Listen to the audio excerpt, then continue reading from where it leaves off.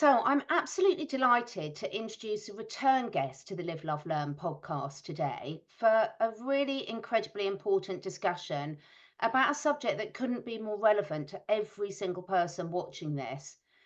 So, today we're joined by Dane Wigington. And for those of you that don't know Dane, let me just tell you a little bit about him. Dane is the lead researcher and administrator for the website geoengineeringwatch.org and is executive producer for the groundbreaking climate engineering documentary, The Dimming. All of this will be linked below, so please do go and check that out. Dane has a background in solar energy and has devoted over 20 years of his life to constant research on the issue of covert global climate engineering operations and the effort to expose and halt them. Dane's appeared in numerous films and interviews in his effort to educate the public on the extremely dire environmental and health dangers we face from the ongoing climate intervention operations. So, Dane, it's so lovely to see you here. I always wish we could sort of meet to discuss something, well, we will be covering some positive things as well. But first and foremost, how are you doing? Because your work is very much ongoing, isn't it? It is. And the gravity and immediacy of what we collectively face is accelerating rapidly. And this is what we are trying so desperately to wake people up to, Catherine. And the conditions here in Northern California are becoming hellish. And the formerly thriving, lush forests of Northern California are dying, drying, and I fear soon will again be incinerating. Wildlife populations plummeting. The fish populations in the rivers here are compromised and in many cases dying. Algae blooms are happening now because the waters are superheating. The UV is off the scale. This is from a damaged ozone layer, which climate engineering is the core causal factor not being admitted to. So again, whatever other causes and concerns people are focusing on, if we don't deal with this, nothing else will matter. Everything else will be moot soon. Yeah, I couldn't agree with you more. And for those people, obviously, we have a whole range in the audience, Dane. We've got some people that are really familiar with the concept and know a lot about geoengineering. And we've got other people that are still very, very new to this and don't really understand the difference between geoengineering, chemtrails that, gets floated about on social media and debunked as a conspiracy theory, and also the general climate change. And I was sharing with you before we started recording that I live in the middle of the countryside. And honestly, when we spoke last year, a year ago, the deterioration in where I live now to the number of geoengineering flights we're seeing on a daily basis. But what's really hit home, Dane, is this year I've got rescue horses, all my friends have got horses, and there's no insects around this year. I mean, when I was a child and we used to drive back at night, unfortunately, you'd have splattered insects all over your headlights, all over your car window. And even people that aren't aware of what's going on and causing this have been commenting to me in the UK this year, like, where are all the insects? There's no flies bothering the horses. My garden's empty of insects. So this just shows what a huge deterioration we've had over the last year. But for people that are new to it, what's the correct terminology that we should be using to describe this phenomenon, and what exactly is it? Climate engineering is a good overall general term. It's very clear. Some of the other science terms are geoengineering, stratospheric aerosol injection, and cloud albedo enhancement. There's other terms, but climate engineering encompasses all of that. It's a very clear term. I want to make this clear also that the publicized, quote, weather modification localized operations are not this. This is very different. And those operations, which are generally a single engine propeller driven aircraft with a few flares on the wings, those programs are simply meant to distract people into thinking that this is something small scale and benign, which it is not. We're talking about, instead of what people perceive as weather modification, again, a plane that might drop a few kilos of materials through the flares on the wings, a KC-135 military tanker can carry 100 tons of toxic nanoparticle elements to be dispersed into the skies in a single payload. We've extrapolated from rain testing in the US over a single US state what is likely being distributed globally, and it's somewhere in the range of 40 to 60 million tons of nanoparticles distributed into our skies all of which are settling to the surface, all of which we get to breathe. This is very bioavailable, very bioaccumulative. In the case of the insects, Catherine, we have peer-reviewed study. Your listeners can search bees, aluminum. We have peer-reviewed study to prove the bees, and it's not just the bees, but we have studies on the bees, are dying of symptoms that resemble Alzheimer's and dementia in a human being. They can't even find their way back to the hive because they're so packed full of aluminum. How is this not alarming? How is this not a headline everywhere? Because the same people behind climate engineering control media. And they are simply, in the US, they're entertaining nonstop with political circus. You have to see it to believe it. It's absolutely absurd and virtually meaningless, but people are caught up in it while we're hurtling toward near-term planetary omnicide. And that's not my opinion. It's not conjecture or theory. It's a statistical mathematical fact. And near term doesn't mean centuries. It doesn't mean decades. It means the front door is being kicked in right now. When the insect population crashes, plankton populations are crashing, UV's bombarding the surface, crops aren't growing, empty food shelves are coming. We are all in a very perilous place right now.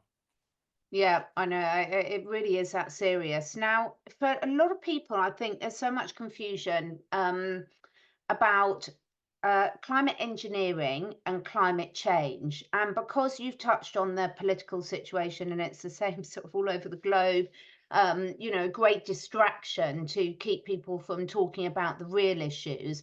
But so many people are climate deniers now because the narratives that are being pushed are linking things like 15-minute cities, taking away people's transport rights, digital currencies with the climate change agenda. And this is causing huge waves of people to say there's no problem at all, to go to the other extreme, whereas we know both things can be true.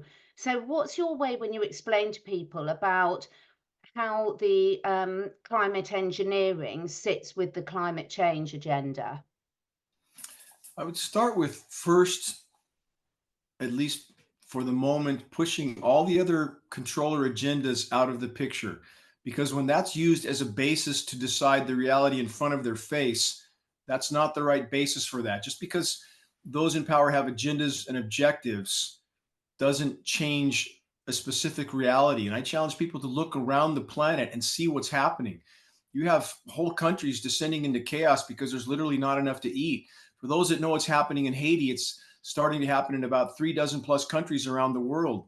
Absolute chaos, carnage. Haiti is a failed state. It's literally a Mad Max reality, and there's dozens of other countries directly behind it because there's not enough to eat.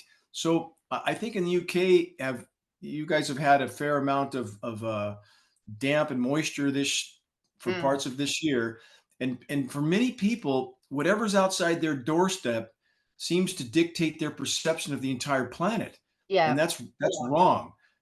We're talking about a small location that can be manipulated in a specific way. Populations that are more important because their countries are more powerful. They keep that population dumbed down by keeping the climate in a specific state that does not indicate what's happening around the world. So again, I challenge people to look past their immediate horizon, what's happening in India, China, failed crops everywhere. It's either flash drought, flash flood, flash freeze. Catherine, have you seen the constant massive hail that's falling here in the US? I mean, it's constant. We have baseball and softball size hailstones obliterating crops and cars and solar fields, and that's indicative of chemical ice nucleation. So what's happening is when there's enough moisture, they're chemically nucleating that, and that causes this massive hail, but it also causes a surface cool down, shallow layer of surface cold on the ground because this is heavy, dense air. But in between that, the temperatures go right back through the roof. And I mean through the roof. It doesn't cool down at night. And when you have that kind of thermal energy buildup, it starts to affect virtually everything. And this, we have the toxins on top of that. So in an overall context, what I would encourage people to try to understand is one, if we're going to have any chance of winning this battle, we need to unite the tribes, not divide them. We need to understand that although I am no fan of Al Gore or any of the environmental groups or the green agendas, which aren't green, electric cars aren't green. They're not going to save us from ourselves. They're in many ways much more destructive than a combustion engine, but both are destructive. The overall human industrialized, militarized society scenario is not sustainable. And the bottom line is we've been very bad stewards of the planet. We need to rethink our entire situation. And on top of that, this intentional intervention in the climate system, which is not benevolent, I want to stress that there's nothing benevolent in their attempt to block the sun and mask the severity of what's happening. It's simply an attempt to hide reality from the population for purposes of power and control for as long as possible. So there's nothing benevolent in that. And they're using weather as a weapon, absolutely crushing agricultural regions so that populations are struggling just to make it through every single day. And that makes them much easier to control because they simply can't focus on the wider horizon. They're dealing with daily dilemmas. So there's many layers to this, but I want to stress with populations, we have to focus on the biggest hole in the bottom of the boat first. This intentional manipulation has prevented the planet from responding to the other forms of damage done. So we need to deal with that first, and then we need to focus on the rest. But as far as introducing this issue, I would encourage people to, this is my final point, to stand on this ground, that there's no legitimate discussion about climate anything from any perspective without first and foremost addressing this issue. And that's something we should all agree on. Completely agree. So well explained. And I think one thing I am encouraged about, I'm very discouraged by seeing the reality of what's happening in nature all around us. And yes, you are so right. That's such a good point that people are very concerned with what's outside their front door. And therefore, that is very easy to control which people rebel when based on what they're exposed to. But one thing I have been pleased to see is so many more people are looking up to the skies and saying, hang on a minute, we did not have clouds like this. This can't possibly just be condensation trails from planes. So there's a lot more discussion about what is going on in our skies. Are you seeing that where you are in America? Yes, and in the whole condensation trail narrative, again, this is perhaps one of the biggest deceptions ever perpetrated on populations. This is not condensation. We have film footage to prove this. That narrative is so easily dismissed for anyone who's looking through a clear lens. When we have film footage of these aircraft at altitude, nozzles visible, turning on and off, that's the end of the debate. This is not condensation. And the severity of what's happening, and I want to put this into context because people have been trained to believe that somehow the planet will always be fine. It has some kind of magic thermostat that keeps it habitable. That's absolutely untrue. We're hurtling towards what, based on all scientific data, it's called the cloud's tipping point, where we have done so much damage to the atmosphere, to the ozone layer, and we have so radically altered atmospheric chemistry that it is now already radically interfering with the planet's cloud producing processes. And we see far fewer white, puffy cumulus clouds, Northern California. What we see mostly now is aerosol filth in our skies.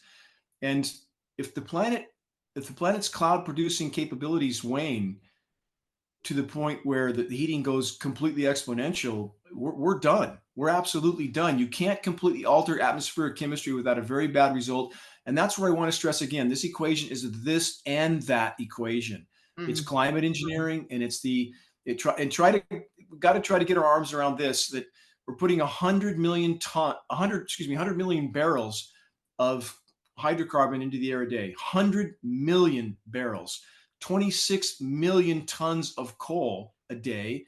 That's altering atmospheric chemistry. And Catherine, you've heard people say CO2 is great. The more the better, right? Plant food, the more the better.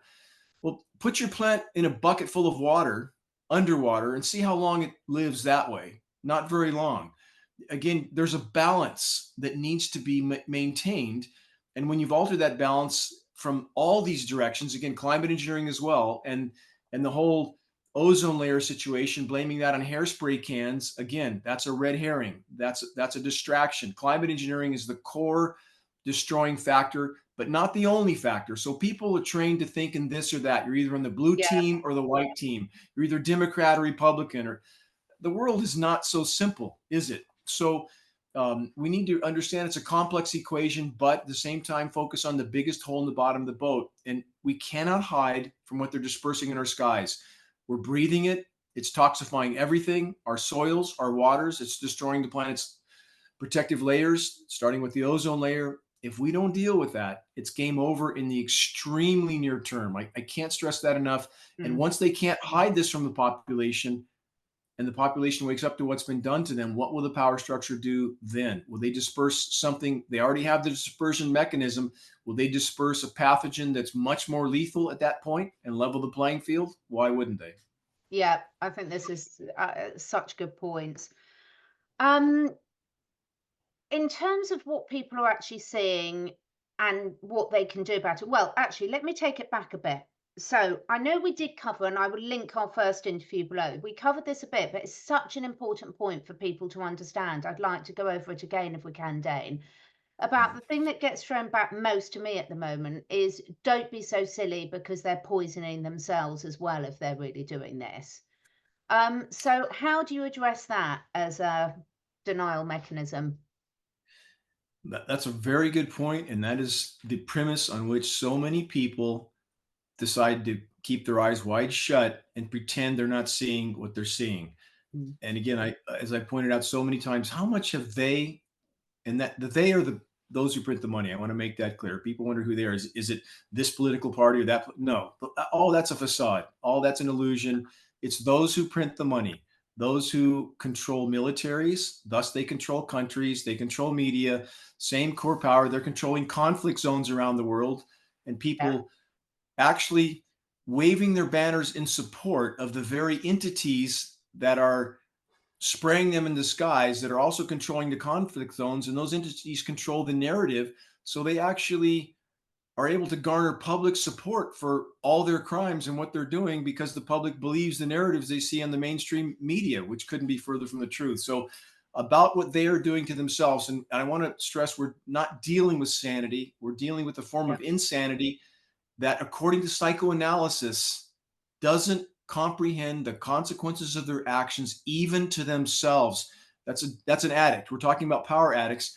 Do addicts care that their next fix might kill them? They don't. They continue. And these people are not going to let go of power, even if it kills the entire planet in the process. So, for what they've done to themselves already, detonation of 2,400 plus nuclear bombs, that's contaminated everything on planet Earth. They detonated hydrogen bombs in the magnetosphere, which scientists thought could collapse the entire atmosphere. Did that stop them? That's Project Starfish Prime. No, they did it anyway. We have a triple nuclear meltdown in Fukushima. No technology to fix it, no end in sight. That by itself will be an extinction level event if other factors don't do the job first, which is the course we're on.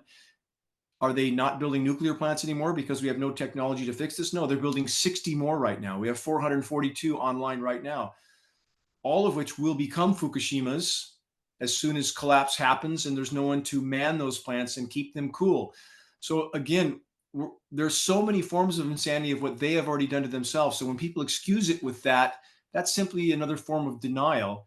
And yeah. for those that throw out the conspiracy theory term at this point, Catherine, that term is a badge of dishonor. Anybody who belches out that term, that's simply a sign that they are factless, fearful, and simply want to follow the official narrative.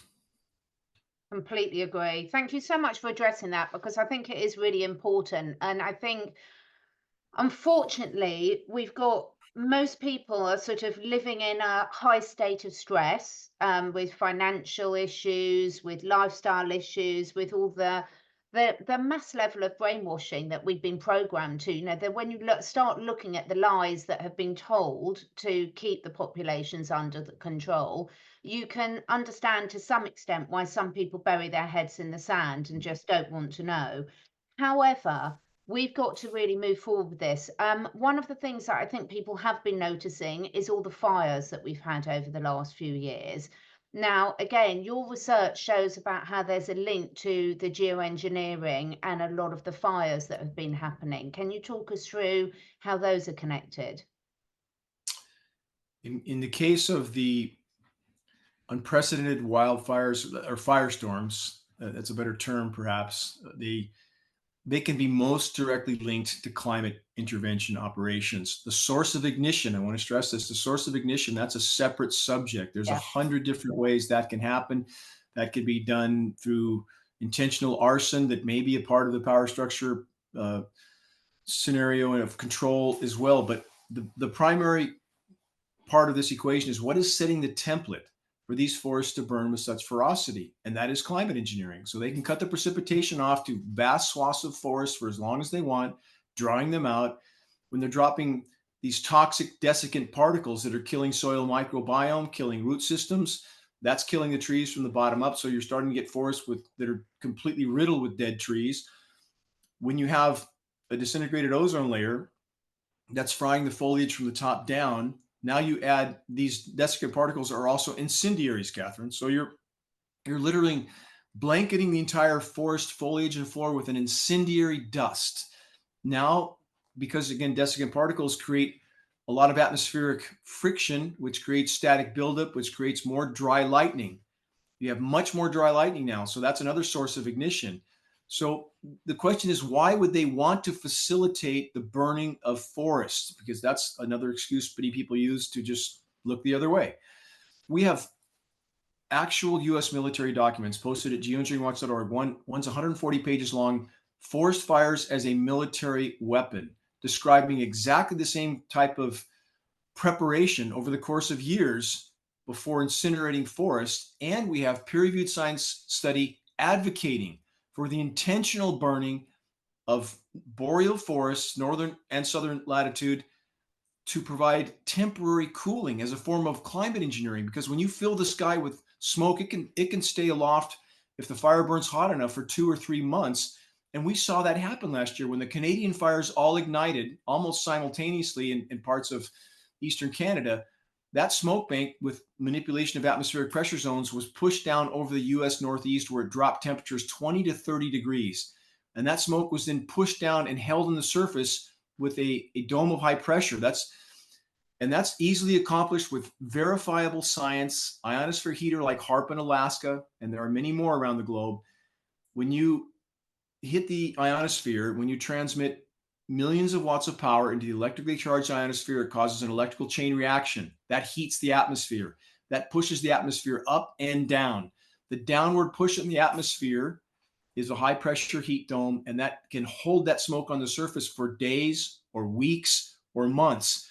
So, and we have the Coriolis effect of the planet, which is the rotating of the planet, and that tends to force much of that smoke toward the polar regions, which provides temporary cooling there. But think about the cost of this. So you're going to destroy the planet's last remaining life support systems, and the fact that populations are being exposed to highly toxic smoke, and we know they're spraying on top of these smoke banks. I want to stress that as well. That is such a harbinger of the malevolence of these programs. CNN News in the US just did a big special on the Paradise Fire, which was a major fire here in the US. And we captured, geoengineeringwatch.org captured blanket aerosol spraying on top of the smoke bank. Now, why would they do that? Those are incendiary particles. If they're not trying to make sure that fire burns with ferocity, the hotter it burns, the higher the particles go, the more of a geoengineering effect it has. It's mimicking the temporary cooling effects of a volcanic eruption. And that's how short-sighted they are in these programs. So I'll stop there. It's a complex subject, but I encourage your listeners to search this title, one of our most important reports, Wildfires Serve Geoengineering Agenda. Shocking data in that report. Brilliant. I'll link that below for everyone. So I really hope you're enjoying this podcast as much as I am. And I just wanted to take a little break to tell you about the amazing products by the sponsor of this podcast, the biophotonic EMF and bioresonance devices, which help us take our healing to the next frequency. So let me start with the bioresonance devices. Biophotonic have two amazing little devices, the little BioNexus and the biophotonic, and both of these are really the next generation in bioresonance devices.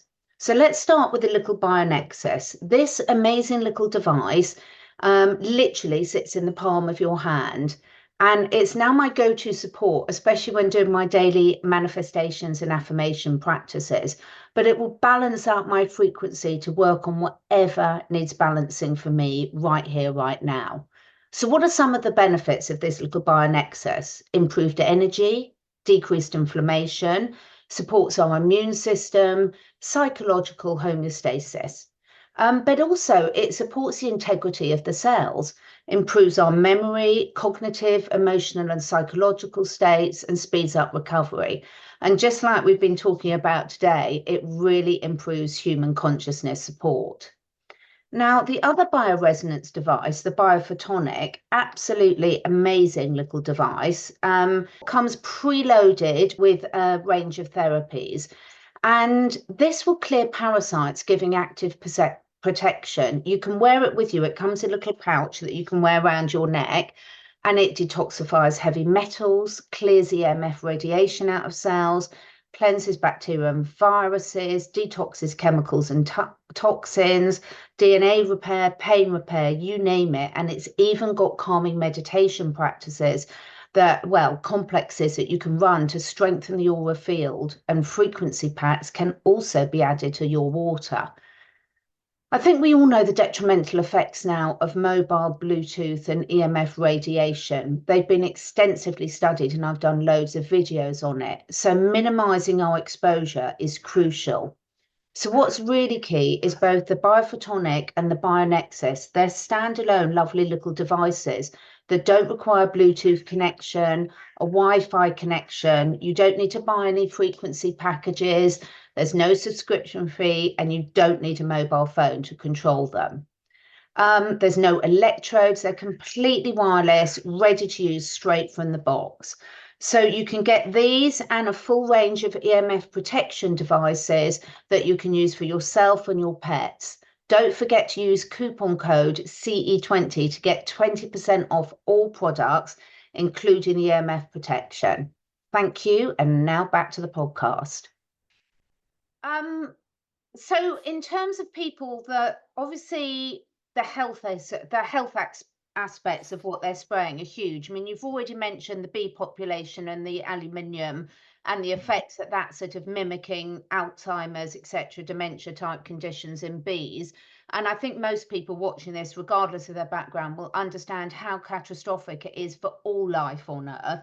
I think we've got to stop talking about humanity in its own and look at all life on Earth, because everything, we're all linked, the ecosystems are all linked. Yes. But obviously this is having a devastating, and has been for a long while, on human health. And we know dementia cases have escalated so dramatically over the last decades. How long has this actually been going on, Dane, that we know about? All available data indicates these programs were initially deployed immediately after World War II. Wow. Over the polar regions, and expanded steadily since that point. One primary expansion year was 1998, when that was the warmest year ever recorded up to that point. And what was their response? Double down on what they're doing. That's the military-industrial complex mentality. If what you're doing is causing destruction, you're just not doing enough of it. Do more. And that's how they think. So that's when, in 98, when the term climate change was implemented, because they knew they were going to use more and more of the chemical ice nucleation operations, which causes this weather whiplash flash cool down, literally from record high to record cold. We've had swings here in the U.S. Amarillo, Texas, in years past, there was a May 1st date in Amarillo, Texas, where they went from a record high of 100 degrees to snow in a single day. We just had snow a week and a half, 2 weeks ago in the Pacific Northwest here in the US, snow in late June, while it was pushing 120 degrees or pushing 49, 50 degrees C in other parts of the US not far away. That's clearly not nature. So again, there's been a manipulation the whole way through, and they incorporated the climate change term and then pushed the narrative that this is normal. We should expect these flash cool downs with climate change, and that's total nonsense.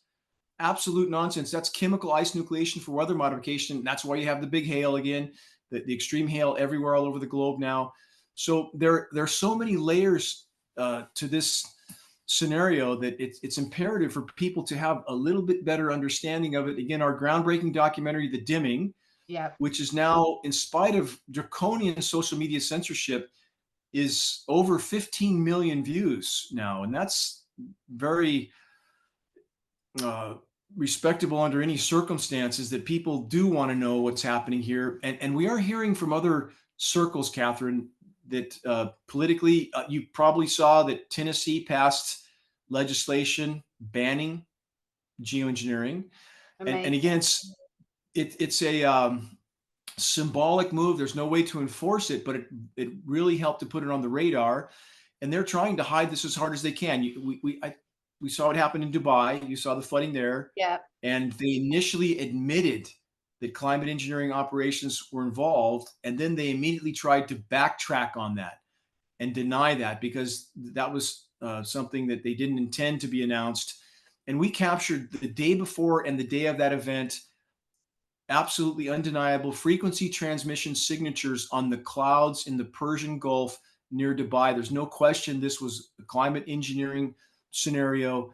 So again, the ramifications from interfering with the planet's primary life support systems cannot be overstated. And the contamination is, as you were discussing earlier, with not just aluminum, but barium, strontium, manganese, polymer fibers, surfactants. Those last two, polymer fibers and surfactants, as we may have discussed before, are used militarily for biological carrier platforms to carry a pathogen from the clouds to the ground. Why is that in our rain? And now we know from peer-reviewed study, we have PFAS, forever chemicals. That's a classification of chemical. There's about 15,000 different PFAS chemicals. It's in every single drop of rain, everywhere, all over the planet. And as of a week ago, we have new peer-reviewed study proving that these PFAS chemicals are readily absorbed through our skin. Yeah. So how bad of an equation does that paint? What else? We're not just breathing it, we're absorbing it through our skin. And when you mix all these chemicals together, you get synergistic toxicity. They're all toxic by themselves. Mix them all up, and the toxicity goes exponential. So it's a very bad place we're in, and people need to pay attention, or we're not going to be here much longer.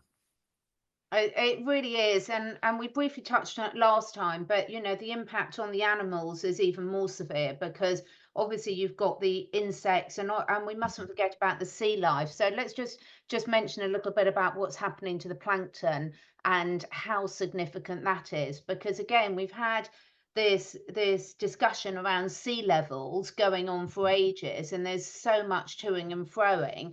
But the impact of all these contaminants getting into the sea is absolutely catastrophic. It is. And so with plankton, let's start with that. First, no plankton, no people. Yeah. Simple equation. We have peer-reviewed science study now to prove that the plankton populations in the Atlantic, based on measurements in 500 separate locations, have crashed 90%. That's a crash. And the other oceans are not far behind. So with the plankton, it's not just all the contamination.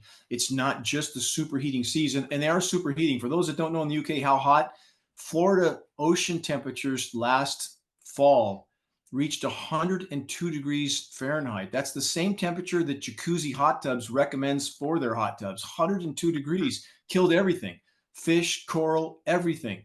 And that thermal energy buildup is profound, because a cubic meter of seawater contains 4,000 times more energy than a cubic meter of air.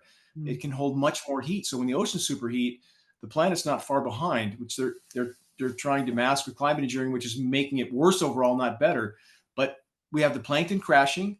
We have the superheating seas also being contaminated from many sources. I'm not denying all the runoff, toxic everything flowing into storm drains, into the seas, sewage dumped everywhere, cruise ships dumping all their pollution, military ships dumping everything from petroleum pollution to all their septic dumps, trash. Everything goes into the ocean like a giant trash dump. So we're destroying the planet from every conceivable direction. But add the superheating, add the destroyed ozone layer killing plankton, and we're hurtling toward what is known as Canfield Ocean. Your listeners might look that one up. That means a lifeless, superheated, stratified dead zone. Oceans die, we die. Very, very simple. And it is happening by the day. And statistically, with fisheries, global pelagic fish populations, the food fish, down over 90% right now. Not going to be eating fish much longer, not that we should anyway, because all of it, virtually all of it, is contaminated. And people think freshwater fish probably safer. No, not true. We have recent peer-reviewed study of freshwater fish in the US, for example. Hundreds of locations recently tested, and their conclusion, eating one freshwater caught wild fish in the US is equivalent to drinking contaminated water for a month. Think about that. I mean, what do we do when we have nothing to eat that's not contaminated and have nothing to eat at all on the current course? People need to turn off the political theater and the sports games and start focusing on how we survive much longer. It is that bad. Yeah. I didn't know about the fresh fish, actually. I mean, that is just absolutely shocking. And again, the impact all the way up through the food chain is just tragic. So what can we start to do? Call to action for people. For those people that have known about this and they're well aware, and for those people that this is all new to, what are the steps that we can do as individuals to start turning this round?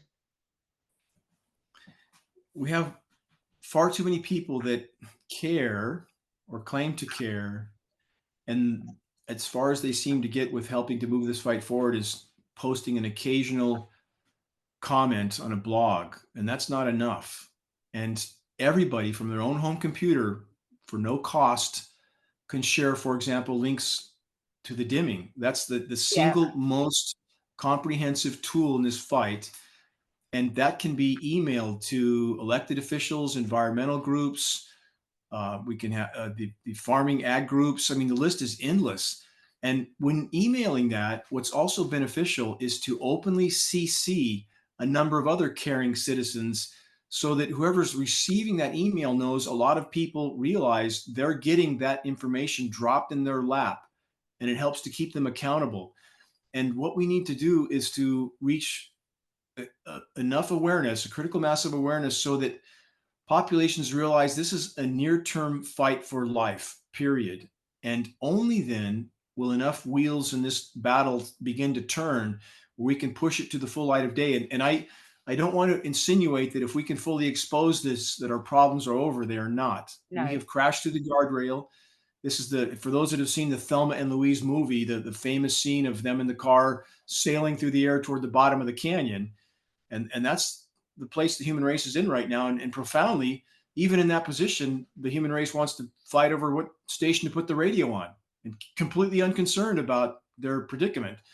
We need to get past that. So again, we're not helpless. Those in power aren't gods. And if we realize we can start these spot fires of awareness and encourage others to do the same, and in doing so, if we can fully expose this, if we can bring it to the light of day, and those participating, and that's where we have a chance of stopping it, because the vast majority of those participating don't understand they're participating in their own demise. And if we can get them to stand down, at that point, we have a chance of stopping these operations. If we can stop them and allow the planet to respond on its own to the damage done, we could at least buy time. And that's worth fighting for. It certainly is. So I am going to be making sure, whether you're watching this on YouTube or listening to it on the podcast platform, all the notes will be in the description box below with all the links that Dane shared, or in the show notes for the podcast. You all know how to get hold of me. If you can't get hold of the links, let me know. I'll make sure you get them. My call to action is that every single person watching this shares this widely with the links below. Every single family, every single school, every single group of friends should be sitting there within the next week and watching the dimming. And then as you start to educate yourself, as Dane said, we can all be reaching out now. We've all got I think throughout the world, I think this is the year that they've got more elections going on this year than any other year in history across the globe. So now's the perfect time to be sending this out. For us next in the UK, it's next week. So, but we can't sit back and say it's too difficult to handle. We've got to just keep taking action, each and every one of us, and not just leaving it to a few people to be really sharing all this information, because as you say, just sharing something, some post on social media is not enough. We've got to have real action now. It's not. And they've, again, as we discussed in the beginning of the broadcast, those in power are very effective at dividing populations. And they have done this with the programming they've pumped into the environmental groups, for example. They have programmed those groups and the constituents of those groups that when someone mentions climate engineering, again, they're denying any other form of damage to the planet, and they shut down immediately. And they don't want to hear anything about climate engineering because they feel everything else is being denied. And that's where we need to beat them at their own game by simply stating, no, we recognize we've been very bad stewards, but how can you claim to care about the environment and ignore this most destructive human activity of all? And we learn to beat them at their own game and build bridges and stand on that common ground again of no discussion, no legitimate discussion about climate anything can take place without addressing this first. And we need, that's the part that in the environmental communities that have been programmed again to knee-jerk react and not address climate engineering because they think it's a denial of everything else. If we realize that, then we can play this game more effectively and simply acknowledge the other damage. But again, we need to focus on climate engineering first. And so we must learn to play effectively, Catherine, because we're running out of time rapidly. Yeah, and I think one of the things I respect so much about you, Dane, is how respectful you are in terms, despite all the horrendous information you've got at your fingertips, how respectful you remain in your discussions. And I would really call out to everyone sharing that to maintain that, because by throwing insults around, we don't get anywhere. We're just going to Correct. put people down. And now's the time where we've got to sort of be the parent in the situation and actually focus on it's not about being right anymore. It's about getting some real action to stop this. And that, as you say, will buy us time to decide what next. Yes. Just a final word for you. I mean, you've been working tirelessly in this, Dane, for over 20 years. On a personal level, how do you cope with all of this? Because it's a lot, isn't it? Thank you for asking. This is another very important part of the equation because as societies, we've been trained to believe if we can't find a magic solution, we should just ignore the problem. And that's completely incorrect. And from a philosophic standpoint, we first must remember what's within our control and what's not, and focus on what is. And again, what is in our control? It's in our control to share credible data from a credible source, to start spot fires of awareness, to raise the level of human consciousness as to what our future will hold if we remain on the current course, not just for us, but our posterity, which will never be on the current course. And I cannot stress that enough. Those who think that somehow the planet will always magically fix itself no matter what we do to it, that is not the case. So philosophically, again, I remember that if we're here for a reason, it's not just a personal pursuit of pleasures until our final breath. We're here to make a difference for the better. Do we not owe our existence to the whole? I would argue we do. And all of us have had bonus time. I've had far too many bonus times in my life, meaning that situations that we faced that could have taken us out of the equation, and somehow we escaped that circumstance. And do we not then owe our lives to the whole? For those of us who have children, the moment we have children, we owe our lives to them. We don't own our lives, we owe it to them. We owe it to the whole. Let's start behaving like that. And the only form of solace I've ever known, Catherine, the only form is fully facing the storm head on, not hiding in my cabin on the Titanic, facing the storm head on. That's where solace lies. And I encourage people to consider that perspective and to know they're not helpless. And if they start circles of awareness around them and that starts to expand and feed on itself, they'll realize how much power they have. And in fact, if we all embark on this journey of 1,000 miles, it begins with a single step, and we all need to take that step.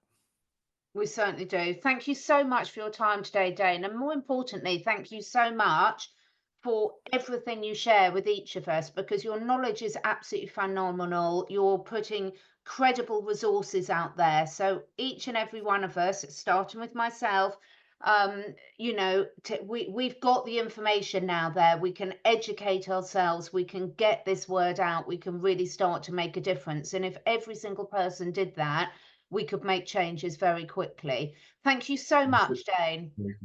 Thank you, Catherine. And as a final note on that equation, for those that don't think about the exponential aspect of this. If we all did practice what you just outlined, we would reach a critical mass far faster than anyone would imagine. And we need to, with every fiber of our being, to focus on that. We are rapidly running out of time. Yeah. Thank you. And thank you everyone to watching. And I know it's a very serious subject. Of course it's serious, but serious doesn't mean that we can't make a difference. So let's just collect that energy and sort of put it into something constructive. Thank you, Dane. Thank you everyone for watching. Thank you so much for taking Bye. the time to listen. And if you feel inspired, please do share with your friends and family. This helps us spread the word and also helps me encourage some exciting new guests to take part in this podcast. And above all, stay curious and stay free.